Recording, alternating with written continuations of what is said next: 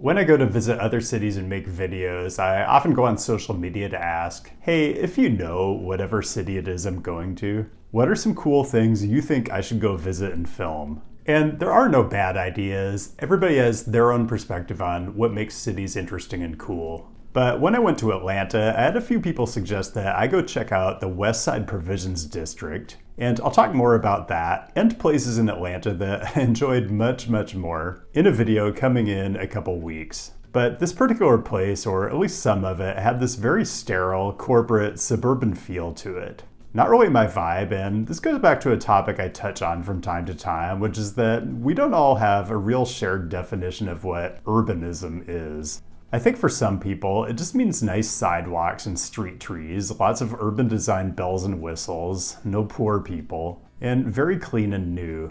In other words, really a lifestyle center. I was feeling a little underwhelmed, so I sent out this tweet.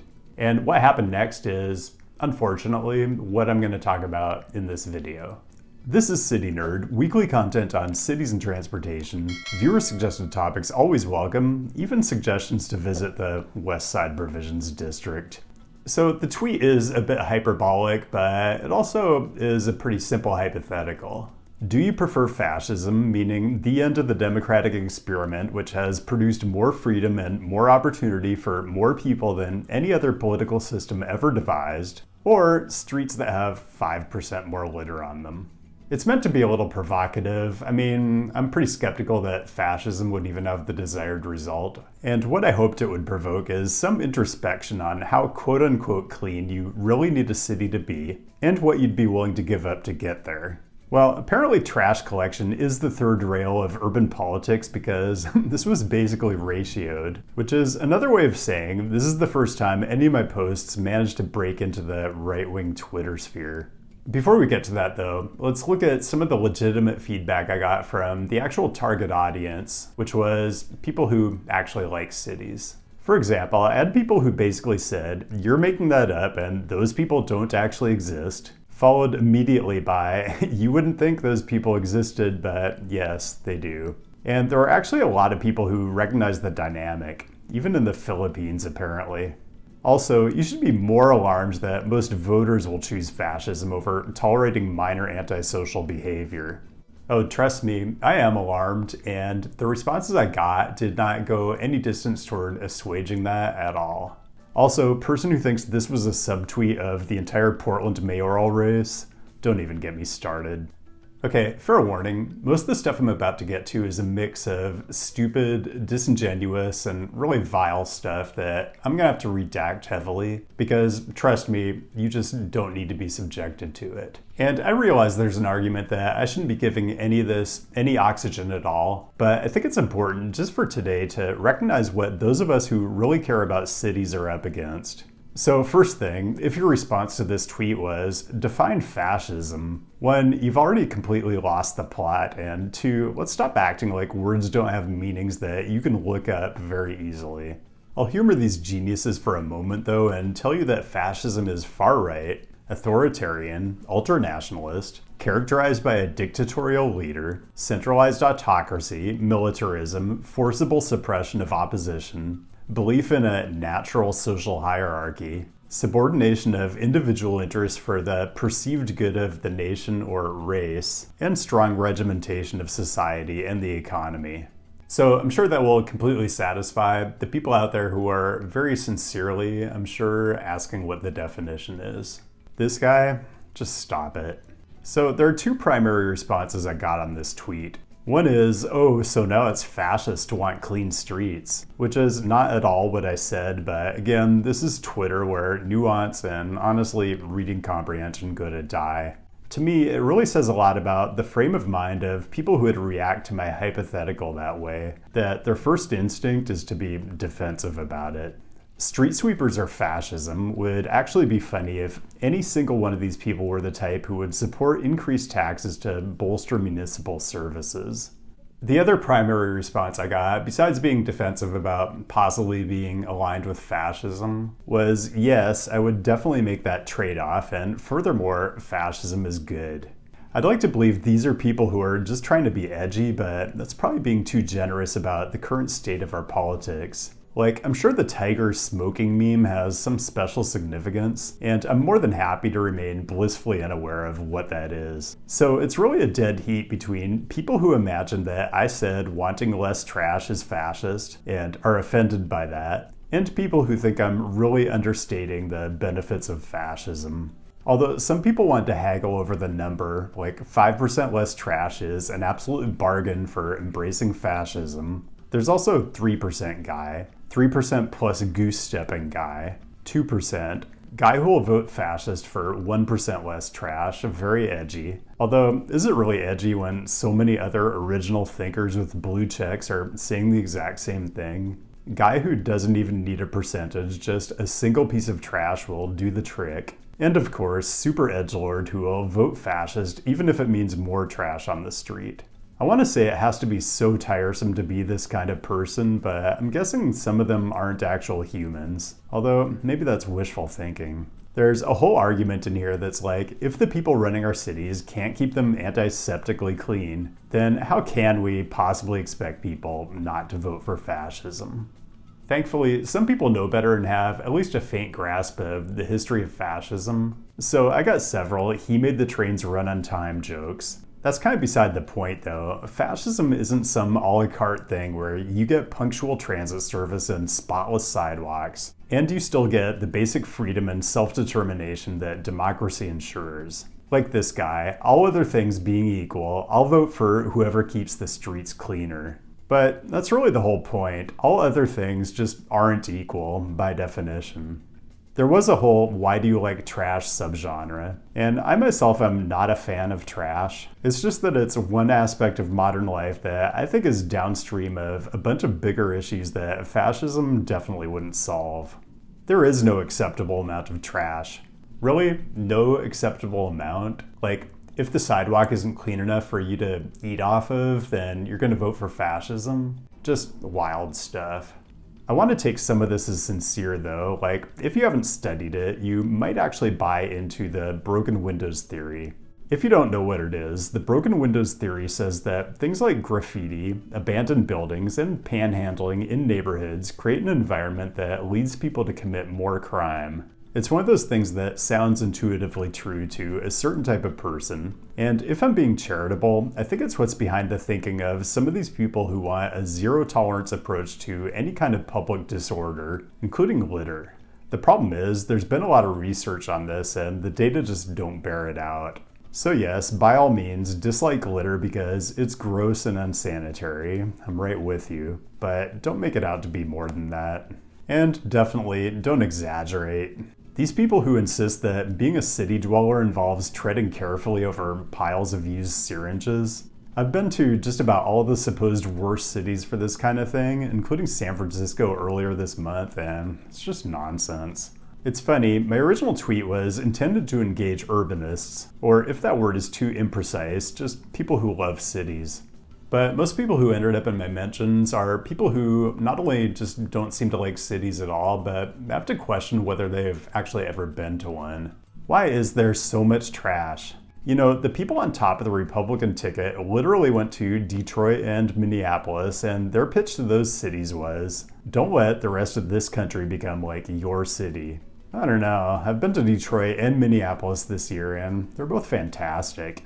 Our cities will be forever stuck in a cycle of squalor and stagnation without fascism. Yes, famously, American cities completely bereft of innovation, creativity, and wealth creation under non-fascist rule. And man, these people just hate the Bay Area. Meanwhile, it's probably the epicenter of the world economy, and most of the problems it has stem from the fact that they can't build anywhere near enough housing for all the people who want to live there. Here's another theme. Why can't US cities be more like other world cities that are clean?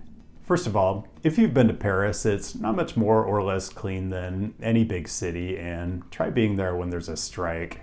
Make no mistake, these people love to talk about what a third world hellhole Paris is with all the immigrants and the left-leaning government, right up until it's time to make a bad faith argument against American cities. Same guy also holds Singapore up as a shining example of global cities that we should model ours after, and he has some company.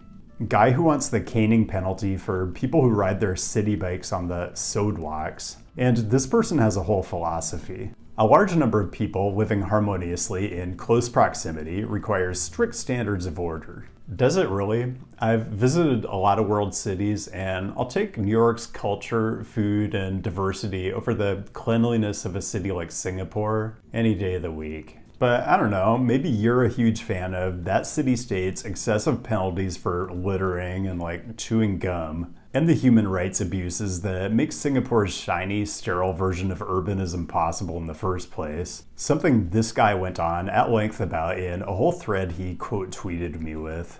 The number of people who actually posted something thoughtful that acknowledged the tension between, on the one hand, addressing urban disorder, and on the other hand, embracing a police state, was unfortunately outweighed by people who either didn't apply any critical thinking at all, or people who don't understand basic supply and demand principles. 90% of urbanism is trying to force everyone from the suburbs and the third world into the middle of the city in the hopes that it'll spur demand for construction and lower condo prices. Yes, housing prices definitely go down when there's more demand. You are very smart. Or people who just went right into talking about a completely different topic. Like, this person was already in the middle of saying something stupid and offensive and then started ranting about vaccines. Insert, sir, this is a Wendy's meme. Or this person, an actual New York City Council member, apparently, who managed to make it about bike lanes. You know, I think I'm going to New York in late January. Maybe I'll pay a little visit to Council District 19 and survey the catastrophic damage that bike lanes are doing to that part of Queens. Okay, if you've stayed with me this far, you probably deserve a medal because this is primarily therapy for me, and the benefit to you, the viewer, is marginal at best. But since you are still here, I've queued up some of the choicest comments for last. You can follow me on the app, formerly known as Twitter, but if you haven't figured it out already, it is just badly degraded right now, so I do not recommend. For this next part, I'm just going to share a montage of political yard signs I saw when I was in Atlanta a few days ago. And I'm no fan of trying to forecast election outcomes based on yard signs or vibes, but the energy in Atlanta is wild right now, so we'll see. The point I want to make here is the promise of the internet was that it was going to bring people closer together and foster shared understanding and even empathy, but it's clearly done the opposite. If you consume social media at all, you've probably come to the same conclusion. The feeling I got visiting Atlanta, filming for that video, which is coming soon, and working on this one is that there's just a massive disconnect between things that are presented as popular and mainstream ideas on a platform that was bought and completely re-engineered by a tech billionaire who's all in on the Republican nominee for president, and the things you see and hear just walking around a normal American city and talking to normal Americans.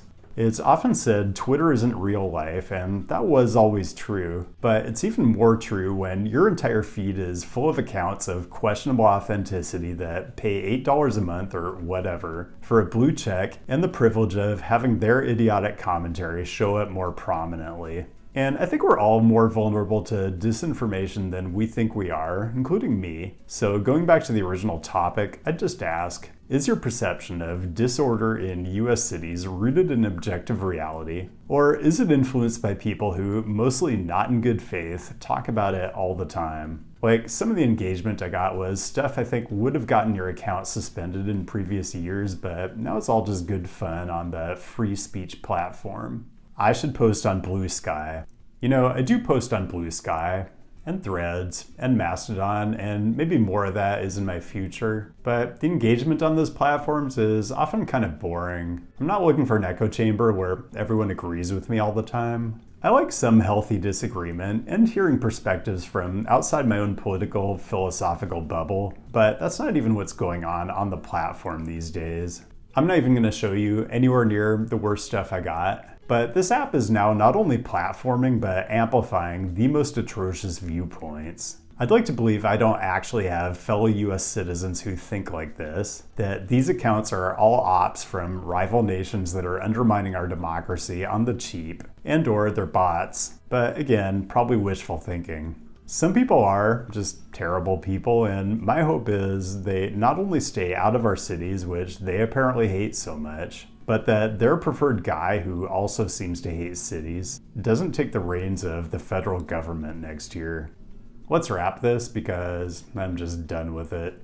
His fans are proving him correct in the comments. I'm pretty sure that most of these people are not my fans. A lot of them probably aren't even humans, but yes, I'd say the number of people who prefer fascism to having 5% more trash is a non-zero number. And I think it's fine to want our cities to be cleaner. Just be thoughtful about who you're aligning yourself with. This last one isn't perfectly written. I mean, it's Twitter, but it's roughly correct. Urban policy is complicated and involves tons of trade-offs, which is why you can get a graduate degree in planning and policy and work on these issues for 15 years. And the more you grapple with them, the more obvious it becomes that there aren't any easy answers, just balancing different choices about what we value.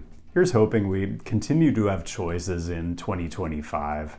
And that's all I've got. Thanks for joining today, and thanks as always to the patrons for giving me the leeway to change up topics from week to week. This one was probably a one-off, and I'm hoping it was more enjoyable to watch than it was to make. If not, I've got something very, very different coming next Wednesday. Keep the great topic suggestions coming. I'll be back with a new episode next week, and I'll see you then.